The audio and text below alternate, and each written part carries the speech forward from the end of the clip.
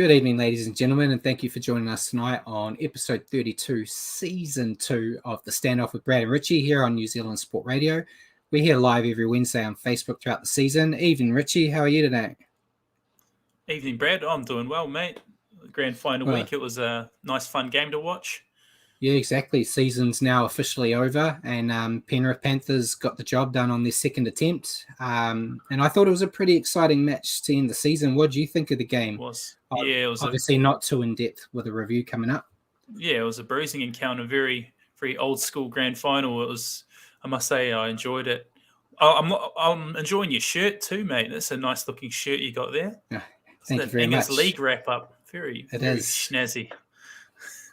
It is. Thank you very much. And while we're here live on Wednesdays at 8 p.m, you can also catch our show on our podcast on iHeartRadio at your convenience. Just remember to search for New Zealand Sport Radio.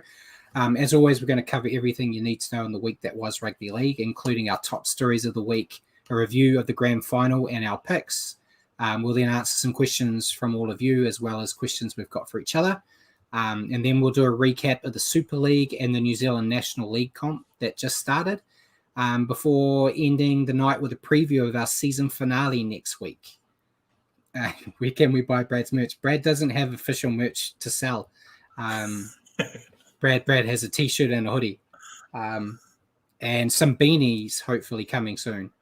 Since I love wearing my beanies to keep my hair that's in lockdown mess in control. But anyway, remember to send us comments and questions throughout the show, and we'll do our best to answer them as best as we can. But we may as well get moving and go into the top stories of the week, Richie. Yeah, mate. I did originally have my second news one as my top news, but then we got a little bit of news this afternoon that's kind of taken the top spot, which is Benji Marshall announcing his retirement. He didn't get to end it the way he probably would have liked with a premiership ring, but I thought he had a pretty good season to end his career on with his stint at the Rabbitohs, and he actually ends his career as the most capped New Zealand-born NRL player. What do you think about him calling it a day? Well, I'm a bit upset from a footy fan perspective because it's been an absolute pleasure watching Benji do his thing, and he's represented whatever club he's played for and his country, with great pride, and been a fantastic player. And in his heyday, probably one of the best number sixes in the game, and one of the most accomplished Kiwi players, having won a premiership or Rugby League World Cup, Tri-Nations. He's pretty much done it all, and sad day that he's retiring. Yeah, definitely. He's definitely done basically everything you can do as a New Zealand player in terms of rugby league. I think the only other thing he could have done was go to the Super League and try to win a Super League title as well. But to be able to play his whole career, bar a little stint in the dirty sport when he played for the Blues, he kind of always got to do his best in the best competition of rugby league in the planet, which is the NRL. No disrespect to Super League, but it is traditionally a step down. So, I'm not really sure what he's going to do next. I'm sure he's going to be yet another half that the league shows bring in to give his input, which he's already done in the past. So I'm sure he'll just kind of settle right into that after a much needed, probably a little break to spend with his family. And wish him nothing but the best. Absolutely. And then my original top news topic was the cocaine dramas that we talked about last week. The NRL has put in some charges. I've got them here. Reece Walsh has got a 2-game ban and a $5,000 fine. Cameron Munster has been given a 1-game ban and a $30,000 fine. Brandon Smith's been also given a 1-game ban, $15,000 fine. And Chris Lewis, who we didn't name last week because he wasn't really in the conversation yet, he has also been given a 1-game ban and a $4,000 fine. The Warriors and Storm have both come out and said they may decide on further sanctions to add to this. Munster's already been told by the Storm that this is his last chance and he will be going into rehab. I think very soon, they said. And he's also got a 12-month alcohol ban. And if he breaches it, he'll be fined 100 grand. And see Simon and Mark here. Hey, guys.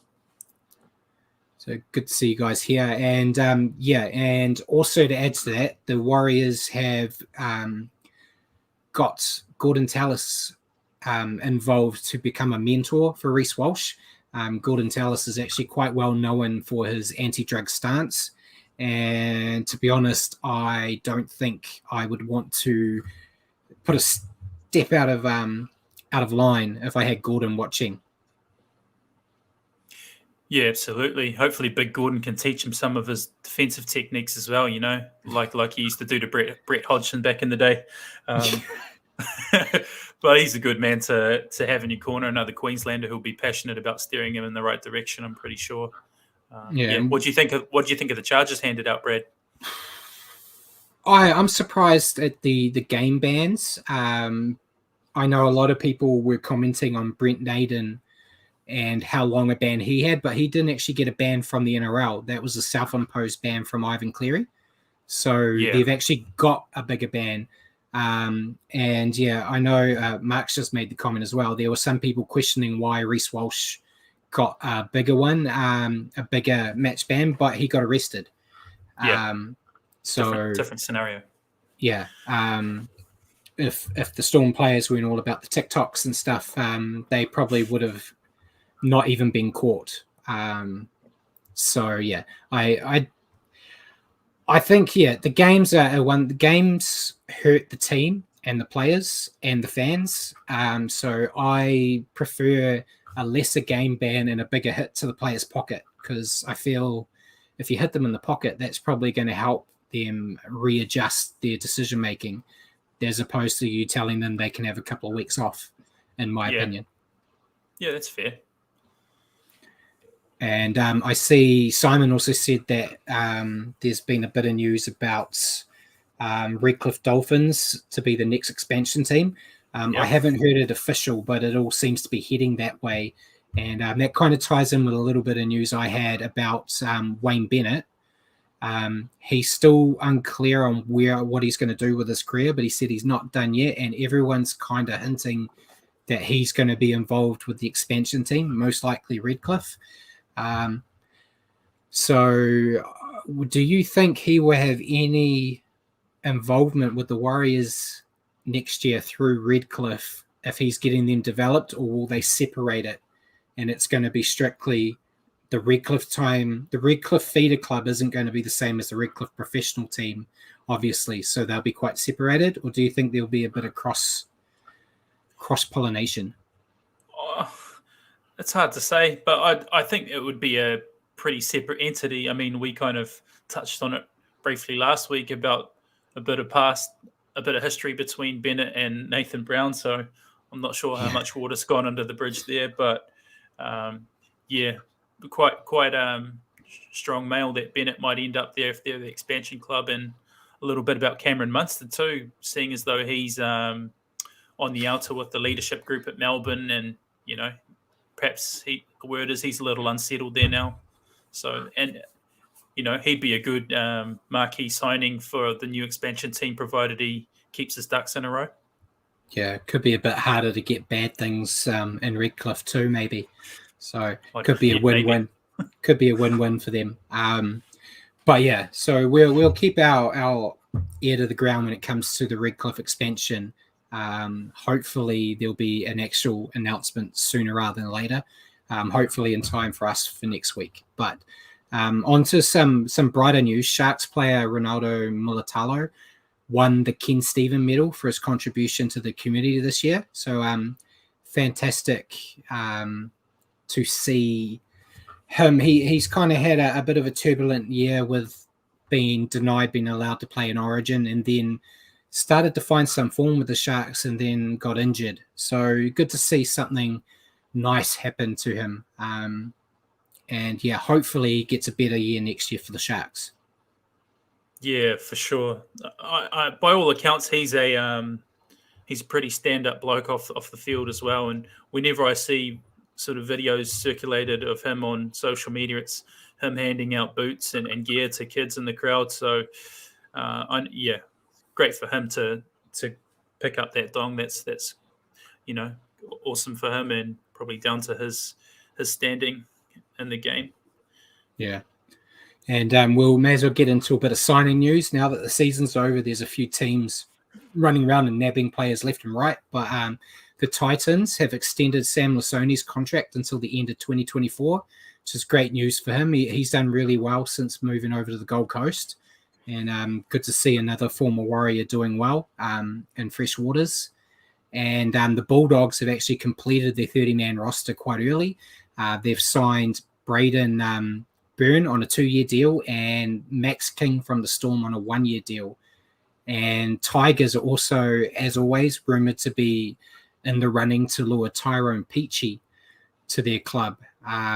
What are your thoughts on all of that?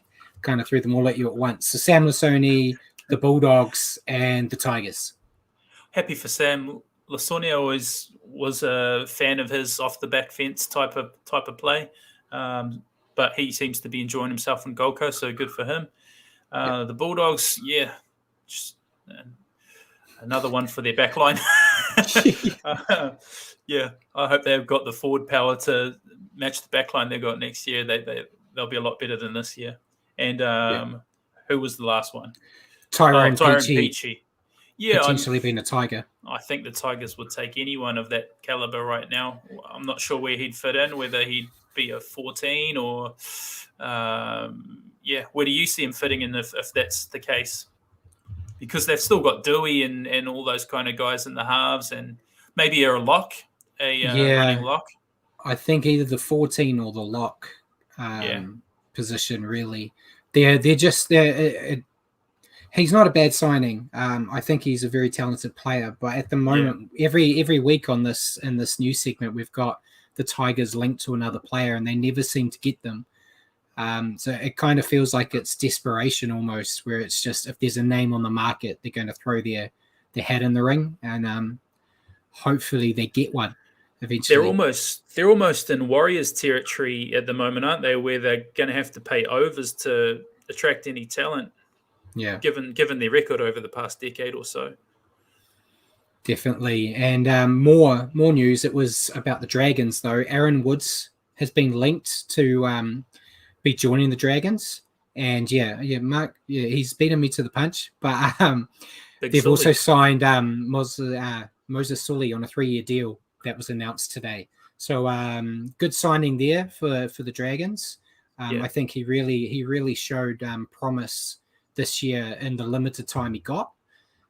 With Manly. And Aaron Woods, I kind of think he's done.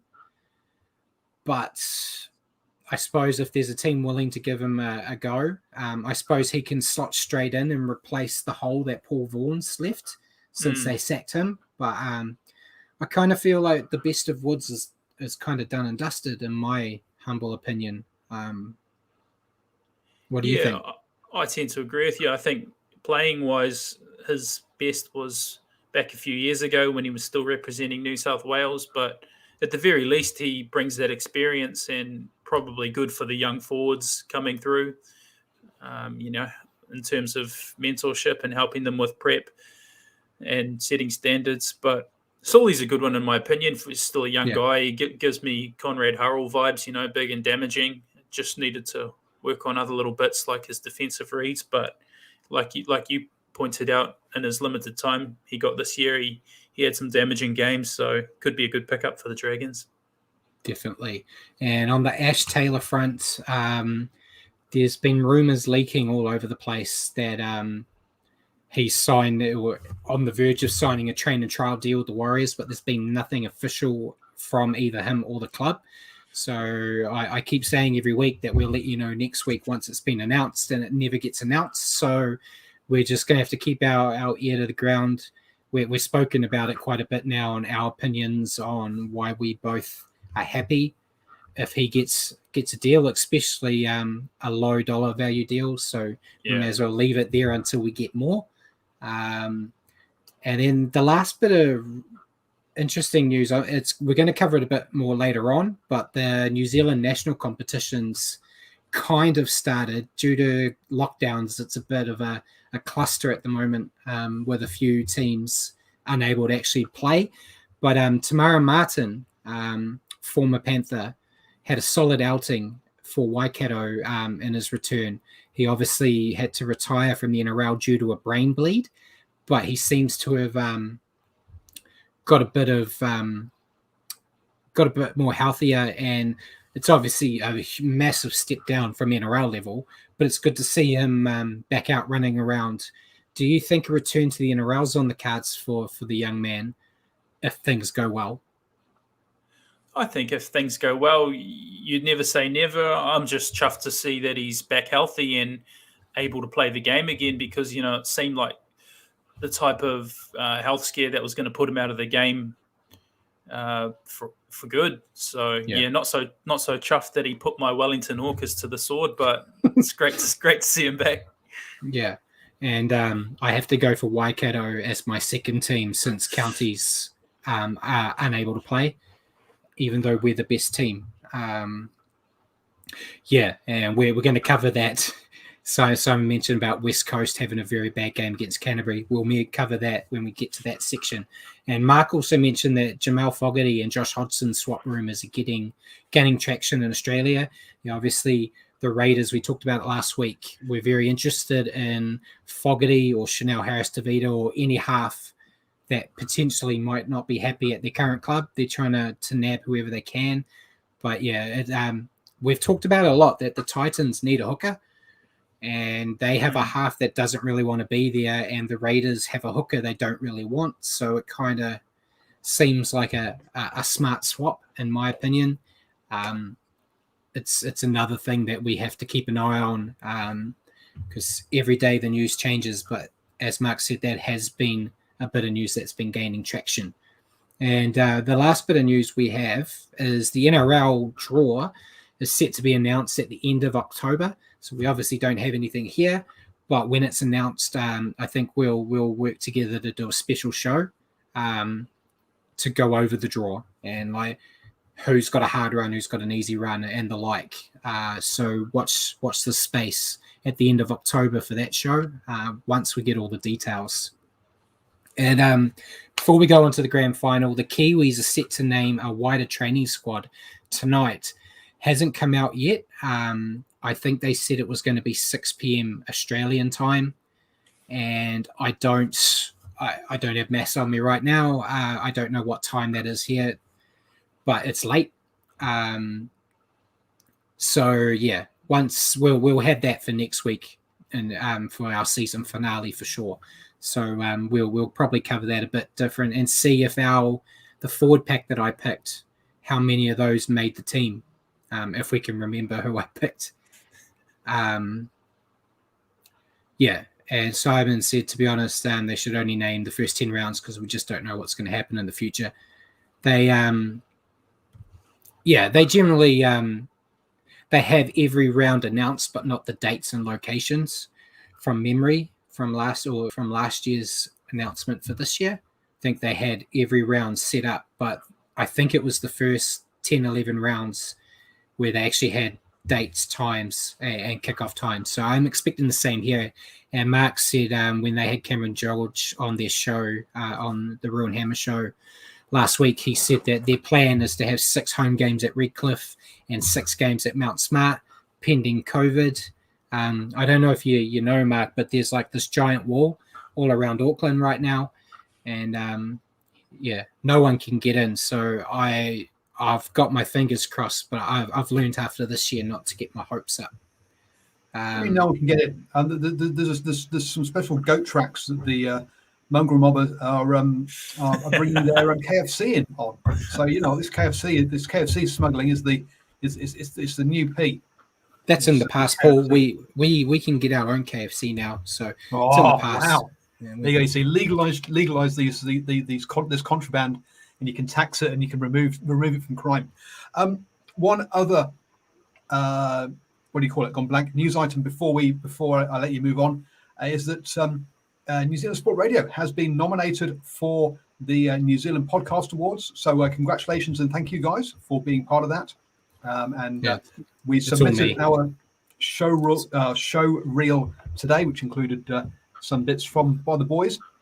So we'll have to wait and see how we go on that. But well done, Nice, boys. Paul. We've got ourselves well-deserved nomination, Paul. Well-deserved nomination.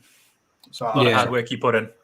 Yeah. Thank you, boys. It's nothing to do with my talent or anything, guys. But yeah, you know. Hey, look, you're Brad. You're listed as a host, and Richie, you're down as talent. You've been named and nominated as part of the submission. So there you go. Yes.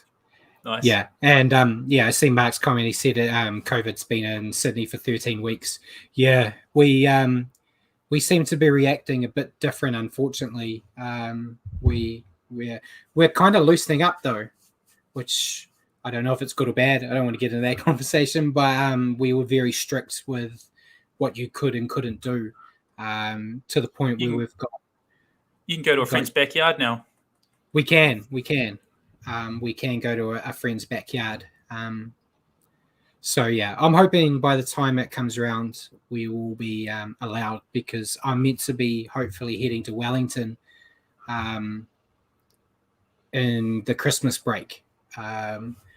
So I'm hoping that's still the case. And yeah, Mark said Freedom Day for them is Monday the 11th. We were told we don't have a Freedom Day. It's a play by ear. So hopefully. But yeah, while Paul and Mark are chatting in the chat, we may as well get into the grand final, Richie, which happened last Sunday with the Panthers getting the win 14-12. And you got this game right. You picked the Panthers, your cat. So we may as well let you go with what you thought of this game. Well, I thought it was obviously a very intense game and went right down to the wire. Both teams defensively very sound, and the Panthers have brought that kind of defensive effort the past couple of games. I thought they were really, really good defensively. Early in the sets, they were dominating, with their line speed and sort of dominating tackles 1 and 2, and then making South Sydney really struggle to come out of their end. And I think because of that, Penrith wound up having a good chunk of the ball in territory, and Souths, in my opinion, did really well just to hang in and keep it close enough where they were still in striking distance. But, on the back of Clive Churchill winner Nathan Cleary, his kicking game was really great, and I lost count of how many times he pinned South Sydney back, with sort of pinpoint bombs that were landing in spots where the outside backs of the Rabbitohs could only catch it and get tackled back over the goal line for a repeat set, or even a couple of times tackled out into touch. So, I thought the Bunnies did really well to hang in and keep it close and keep it within striking distance. And then it was really just Stephen Crichton's intercept, which was the game breaker. It was. Now, you talked about the Panthers' defense and how good they were on the first and second tackle. Was that the official first and second tackle, or the redo when they cheated at the beginning stages of each set? That's them not caring about the set restart and just getting dominance for the first tackle or two. And that was a clear tactic, and it obviously worked, didn't it? Because South Sydney really struggled for territory and any sort of go forward, and really struggled to get out of their end. Yeah. All joking aside, I'm not a fan of their approach with that stuff. I think that has been a factor in my love turning to hate of the Panthers over the last 12 months. But credit where credit's due. They were up against a Rabbitohs team that can attack, and they completely kept them quiet. Rabbitohs still gave me some hope, keeping it very close. And unfortunately, Cody Walker with that cutout pass that everyone's going to remind him for the rest of his life. Just a tough break. It was a pass that he really shouldn't have thrown. That little inside ball probably would have done some damage. But them's the breaks in football. But like Mark put a comment up a bit earlier, that was one of the better grand finals he's seen in some time, and it's good to not see Melbourne and the Roosters, and I agree with that. I think the fact it was a 2-point game, even though the Panthers dominated the game as such, controlling the narrative basically for the entire game, it was still really close. And even after that try, the Rabbitohs were still in the hunt, even in the dying seconds, which is it makes the game exciting, especially coming into the game without having a horse in the race, so to speak. Being able to just watch it as a footy fan, I really enjoyed it, and hopefully we see more of this, not only next year's grand final, but throughout the season as well, instead of having 6 or 7 blowout games a week like we did this year. Well, that's a good point you bring up, Brad, because in the finals, a lot of these blowout games have dried up, and I think this game was actually reffed really well. Maybe other people might have different opinions, but I disagree. They cost me money, but fair enough. Well, your pocket aside, I thought it was reffed quite well in terms of there was little things like Luai trying to milk a crusher, and yes, the ref just wasn't standing for it, and little accidental love taps on the head when a player was falling. You take that back half a season ago, and things like that were being overreacted to, and people being sent to the bin. So I just it kind of just made me wish that most of the season was refereed in that manner. Yeah, I was really happy with the refusing to let Jerome get everyone hustled with his attempt at pretending to be involved in a crusher tackle, because we've seen basically every game, as soon as someone was holding their neck, it was an automatic penalty. And I really didn't want to see a grand final win hinged on a milking penalty, which thankfully we didn't see that. So yeah, credit to the refs there for not getting sucked into the Panthers cheating ways like that. But I think before my opinion on the Panthers changed, I had the Panthers as one of my favorites to go all the way. So I'm happy that I at least got one prediction kind of right this year, because I kind of ballsed every other one up, including I did go back and look at my predictions show. And I think I had the Panthers, I had Dragons as the wooden spoon, and I had Charlie Staines as my leading try scorer. So I was kind of all over the place. Charlie Staines, you could barely say he played this year. So Brian To'o kind of took that away. Overall, I think it was a good game to end the season on. It was. Kept all the controversies off the field instead of on them. I think we kind of mentioned Cody Walker throwing the intercept too. I think it's only right we point out the great season he had and all the try assists, albeit one of his try assists at the end there was for the Panthers. But I think the Rabbitohs aren't even in that game without him anyway, because he scored.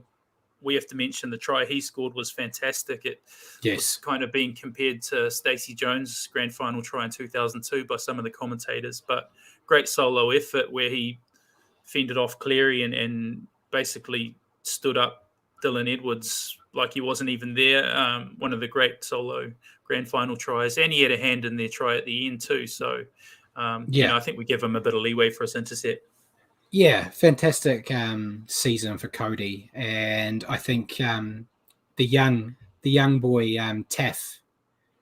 I think he had quite a solid game. I think, what did they say? That was his 8th game in first grade, and having to play your 8th game in a grand final against the Panthers was a big ask. And he had a few bobbles early on, but I think, as disappointed as the Rabbitohs will be not getting the job done, I think he could have sat in the changing sheds afterwards and been reasonably happy with his performance. I suppose the big question is, though, Richie, if Latrell was playing, do the Rabbitohs win? You just never know. Yeah. You know, perhaps because he's one of those players that in big games can have a huge impact, and we saw that in State of Origin. So who knows what kind of impact he would have had in this game, but that's down to his own fault, really. And, you know, if he Yes. wanted to play in the final series, he shouldn't have gone breaking his mate's cheekbone. Exactly. And I suppose on that same token, you could say he's one of those players that also cost you the game. So you just never know, unfortunately. But yeah, we'll leave it there because my question is kind of around that with the Rabbitohs. Yep. So yeah, great game to end the season on, and we may as well. I don't really want to talk about it, but we'll talk about the picks.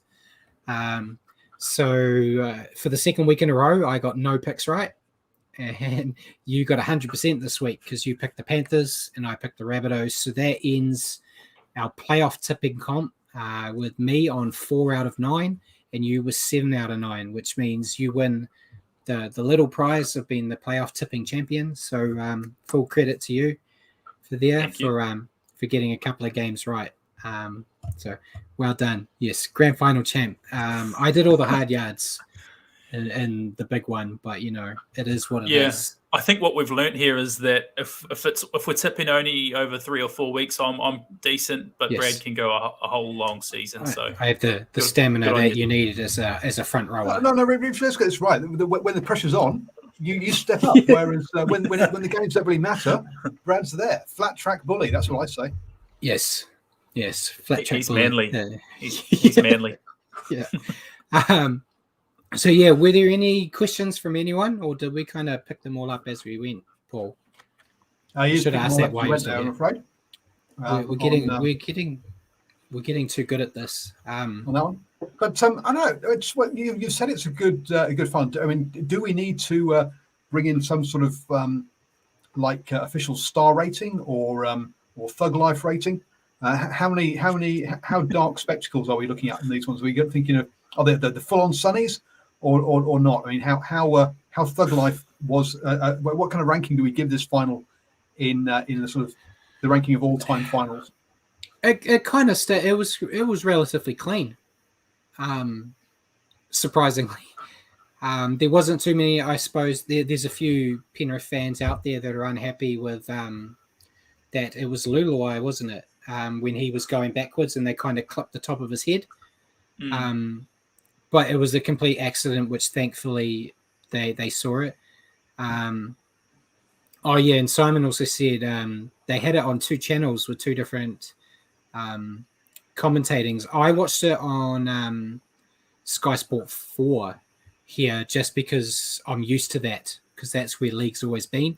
It wasn't until, Paul, you told me that it was on another channel. I didn't even know at the time. So I was with Rabs and Gould's commentary, which wasn't the best. You didn't enjoy them? That's when you recommended I went on to listen to. Well, yeah, because of Rabs. But yeah, it'll be controversial here. That I think Rabs is just a bit too long in the tooth now. It's kind of like listening to your granddad that doesn't know what day it is. Sometimes there were some things he was saying that were completely different to what actually was happening, and I think Dylan Edwards got called Dylan Walker at one point. Yes, a few things that happens. I'm not a commentator. As you would know, with how I spit and sputter through this show every week, so I can't. I don't want to be throwing stones in this glass house. But yeah, Gould was getting a lot of criticism for being one-eyed because he's a lover of Penrith. But I felt like he was kind of going too hard the other way. There was a few anti-Penrith jabs and sticking up for the Rabbitohs. And I don't need my commentators to have a team. I like them just to call what they see. Unfortunately, as a Warriors fan, we don't get that a lot because we generally are listening to commentators that forget we're out there, or they sit there and call our players the wrong names for a whole game. Overall, I think it was quite a fair game. There wasn't any dirty shots. There wasn't too much niggle. So in terms of the thugging, it's a big thumbs down for me. Yeah, I think it was intense without the thuggery, I think. Yeah, unfortunately. So there we go. So a low thug life ranking. Now we lost one player through concussion. The player that you talked about there about getting his head knocked, he came back on, which was an interesting call. It's a different player. So there was the player who was tackled and got clipped on the way down. Went off for HIA. He came back on, right? Yeah, that was Dry Arrow. Yeah, and then I think he had recurring symptoms and then went back off, didn't he? Yeah, I think they heard the commentary questioning why he was out there and said, we better say something so we can get you back off before anyone takes a good look. And then so I think one of the team winning players from the winning side was or someone had a concussion, then went out on the booze. It was like, oh, I don't remember last night. Well, it's like, hello, do you care about? I mean, has the NRL just sort of is it just purely window dressing on the whole concussion stuff, allowing players to go get shit faced when they're concussed? Isn't very clever. As soon as that final whistle blows in the grand final, Paul, it's the NRL don't care anymore. Basically, that's a lot of cocaine comes out. Yeah, that's basically the approach a lot of them. I think I heard it from one of the. I think it was the Melbourne Storm CEO. I can't put words in his mouth, but basically said the players, the cocaine disagreed. It was in the off season for the Storm, so it's like that's not our concern, basically. But he also said. I get the cocaine bit, but okay, I can say to a certain extent that bit. No, but I want to add is players who are concussed and then go out partying with the team and get drunk. Like kind of guys. That's you're supposed to have concussion protocols which say you don't drink after being concussed. Yeah, but it's Mickey Mouse. What can I say, Paul? We've had a long history on this show of showing how. Decision making isn't really the strongest suit in professional league players, and unfortunately, a lot of the management are former players. So it's hard. I completely understand what you're saying, though. If you've got a concussion, even if you have won the grand final, it doesn't change the physical outcomes. And you won the grand final, but you kind of want to win another one, so you don't want to do anything that would jeopardize your health and potential playing future. But there was a Twitter person or someone on Twitter who basically look, either he was concussed and there's no protocols, or B, he wasn't concussed and they were using it to cheat and get the 18th player on. It's like, hello. Either way, look, it wasn't good. So I think I've made my point. Yeah. And they are heading in the right direction, though, Paul. The last time the Rabbitohs made the grand final, Sam Burgess fractured his cheekbone in the first hit-up of the game and kept playing. And nowadays you wouldn't see that because, he definitely wasn't all there, but it was a mighty effort from the man back then. But we may as well jump into our questions. I'll let you go first because I feel like I've been rabbiting on. Cool, man. So grand finals all done and dusted. What do you think about the Panthers' prospects of going back-to-back? Do you think they have the team to go back-to-back and do it all again? Or who's on your radar to lift the trophy in a year's time? Calling it early. Unfortunately, I think they do. They're becoming my new team to hate because I think they're too arrogant for their own good, but they play well. They're basically, that whole team is basically going to be there next year, minus like Burton, and I think there's a few others that might not be there. Can't remember off the top of my head. So you basically got the exact same team that won it this year will be there next year. So you'd be silly not to say they're in the running. You can never disregard Melbourne. So there are teams that are always in the conversation that will always be in the conversation where we're talking about next year. Healthier Roosters even. Healthier Roosters, Melbourne, Penrith, Manly, the Warriors, because it's our year next year. Absolutely. But yeah, you'd be silly not to say the Panthers are in the driver's seat to go back to back. But yeah, going back to back's a very hard thing for NRL teams to do, though. So, It is. But they are looking strong next year again, aren't they? I mean, yeah, they're not exactly losing half their team. I think they lose Capewell, but other than that, Capewell and Burton are their biggest losses. Yeah. But the nucleus of that side is still going to be there. So, yeah, I think they will be pushing pretty hard next year as well. Yeah, and mine's a similar question, but not really. Let's go with the Rabbitohs losing Wayne Bennett, Adam Reynolds, and Benji Marshall for next year. Do you think this was their last chance in some time to win a premiership, or will they remain in the hunt next year? So kind of the same question. Do you think the Rabbitohs have a chance? From the other grand final team? Yeah. Yeah. I think they remain in the hunt. I think it becomes a lot harder for them next year. Obviously, Wayne Bennett played a big factor in their finals run, I think, even though they lost Latrell. I know leading into the final series, I think you and I both sort of had an opinion that now that Latrell was suspended, they'd really struggle. But they actually, if anything, they gained confidence and kept marching on. I think Bennett plays a big part there. They did, absolutely. I think, in my opinion, losing Adam Reynolds is a bigger factor than what they might think. And I think not offering them an extra year contract might hurt them a wee bit. But by the same token, Blake Taft getting some big game experience in the final series, there's word that he might end up in the halves. So maybe he's the man to replace Reynolds. Huge shoes to fill, though. So to answer your question, I think they'll be there or thereabouts. I still think there'll be a definite finals team pushing for top four. Whether or not they have the same pieces of the puzzle to get them as close as they got this year, I'm not too sure. So, yeah, I think they'll definitely be finals bound, possibly top four, but I don't see them winning it next year. Yeah, I didn't see them winning it this year or getting anywhere near the grand final. So I'm not a great one at picking. I think they'll still be in the hunt like all those other teams. But yeah, I think they're going to regret letting Reynolds go, in my opinion.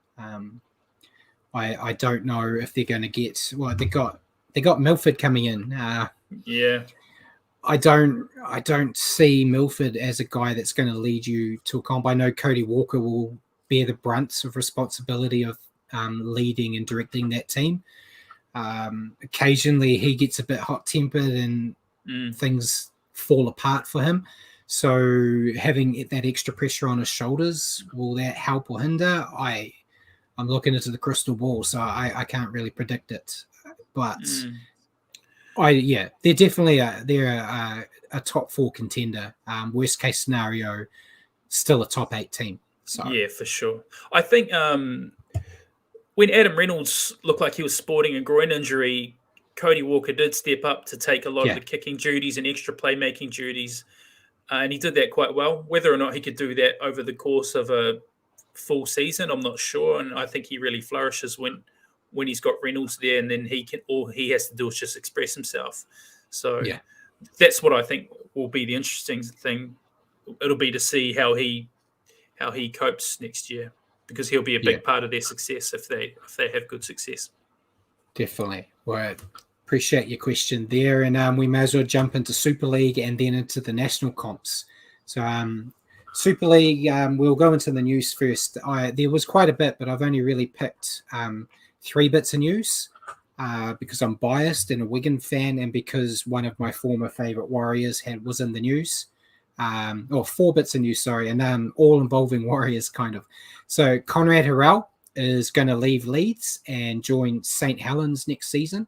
Thomas Luluwai has signed a 1-year extension with Wigan. We talked I feel like a month or 2 ago, that it looked like he was going to retire and move into a coaching role. And after firing their coach, Wigan's actually named a new coaching team.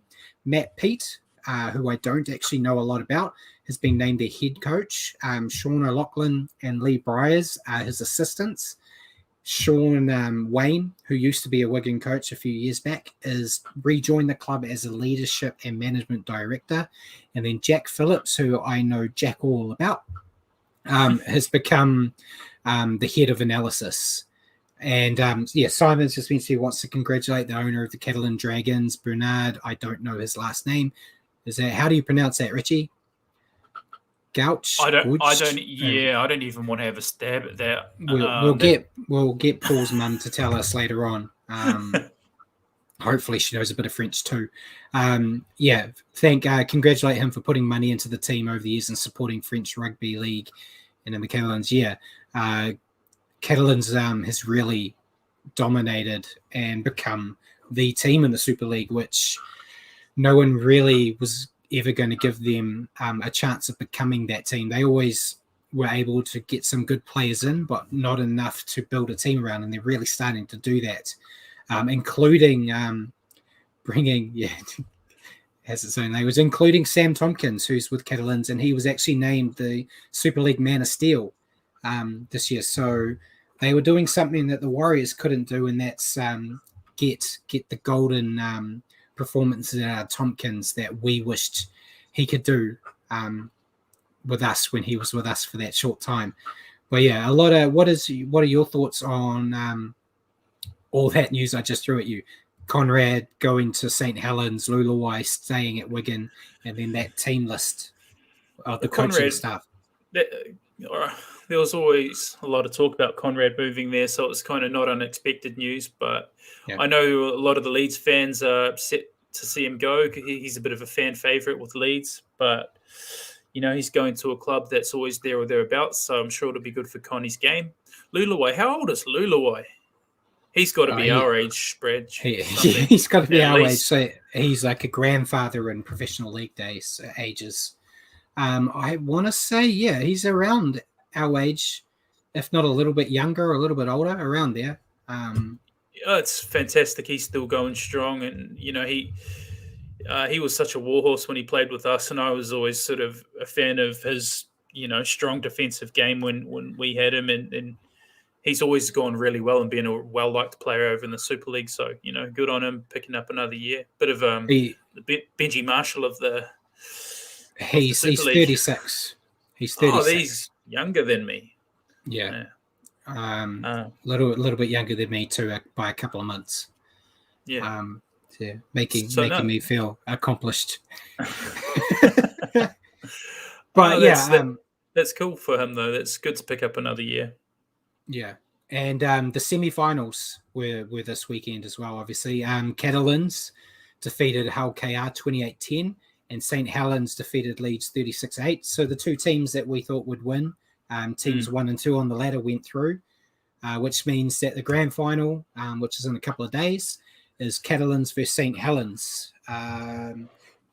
Should be a really good match. As we talked about, Catalans have been really impressive, and St. Helens always are. Who do you think? I'm edging with the French connection here, and I'm going with Catalans. Do you reckon Catalans will do the job, or do you think St. Helens' experience will get them through? Look, I said last week I was, due to the connection with a lot of ex-Warriors, I was backing Leeds, and they ended up getting smashed. So maybe I'll try a bit of reverse psychology and throw some weight behind St. Helens, hoping that Catalans get it done. I'm hoping Catalans get it done. I think last time they played it was very close, and then Catalans got home. That was the game where they got home on the back of a Jimmy Maloney field goal, was it? Was that the game? Yeah. I believe so. Hopefully it ends up something similar to that. Yeah, and Simon said that he's a Catalan fan, and but he's going with St. Helens because he thinks be nervous for the first, being in the final for the first time. Yeah, it's kind of, I feel like for St. Helens, it's just same day, same shit, different day, basically. They always, I feel like they're always in the grand final. They don't always win it, but they're always in there. So they're kind of used to that. And there's a lot of pressure on Catalans, but they might not have been there before, but they've got guys like Jimmy Maloney who are experienced when it comes to those big games.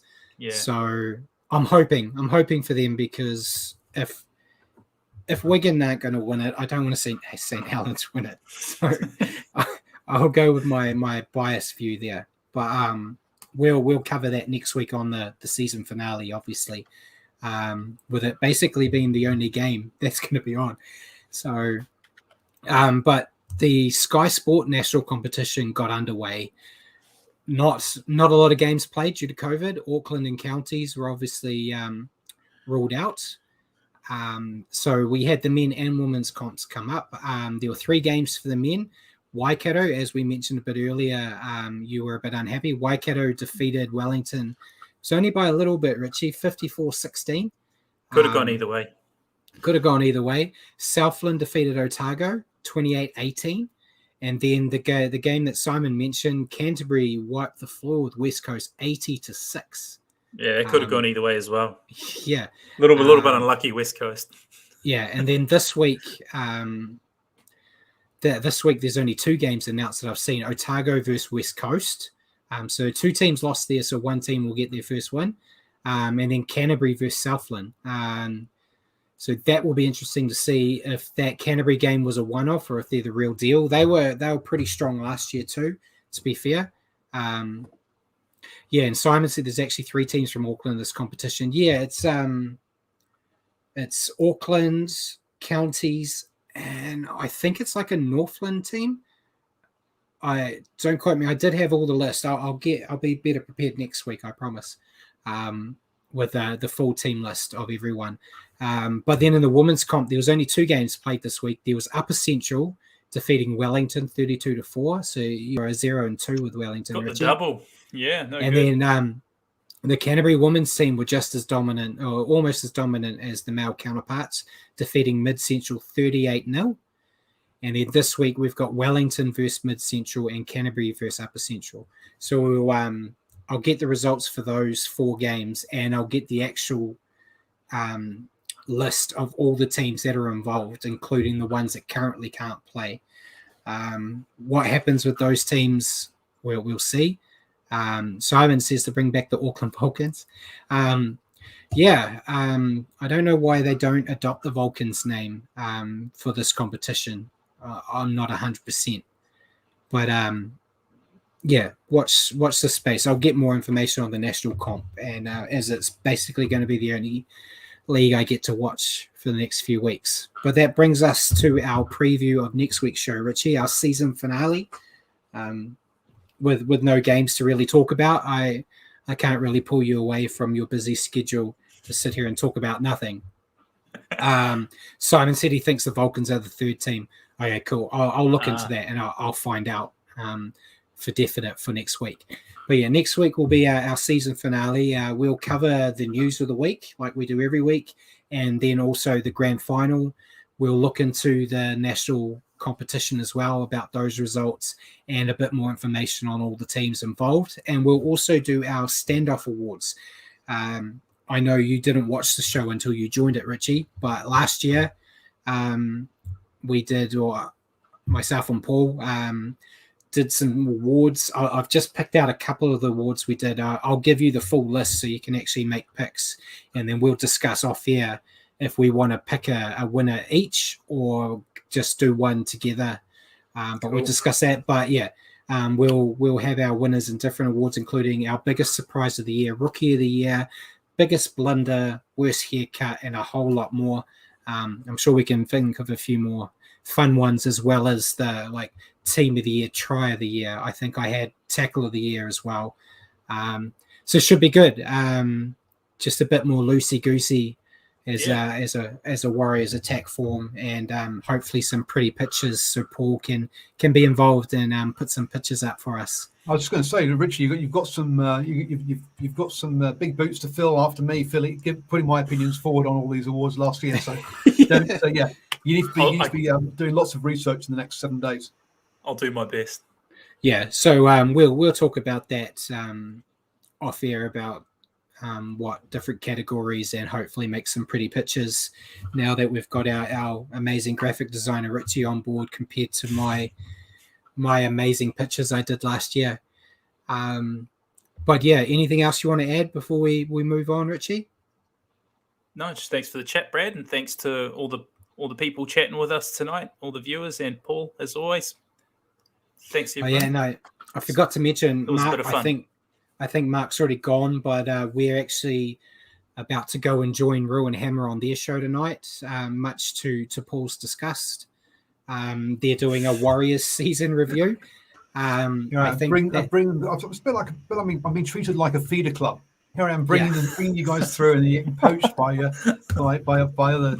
podcasts. It's disgusting. You can't help it. When you're talented, everyone wants you, Paul. It is what it is. But yeah, so I think that's 9:30 on Ruin Hammer's Facebook page if any of you are interested in watching that. So yeah, keep an eye out there. I think I shared a link to it on my Facebook page as well. But until next week, ladies and gentlemen, thank you for joining us tonight on the Standoff with Brad and Richie for your weekly update and our super extravaganza season finale next week. Remember to tune in at 8 p.m. here on Facebook or at your convenience on iHeartRadio. Just remember to search for New Zealand Sport Radio. Thanks for joining me tonight, Richie, and good night, everyone. Cheers, mate. Good night.